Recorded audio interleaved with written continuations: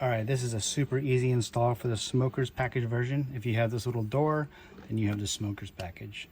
Go ahead and pull out the ashtray. And then you're gonna have our charger and then a cigarette lighter adapter. And we're gonna go ahead and put this in first. Just make sure the USB slots are sideways. And the reason for that is that they will need to clear this once we're completely installed. So once that's in, go ahead and plug your USB into the back slot. So the lower or the back, whichever you want to call it. And then go ahead and just pre-bend the cable a little bit, because if it sticks straight up, it's going to run into this. Once you're just pre-bent a little bit, go ahead and suck up any excess wire. And then this half moon piece is going to go in front of that cigarette lighter adapter.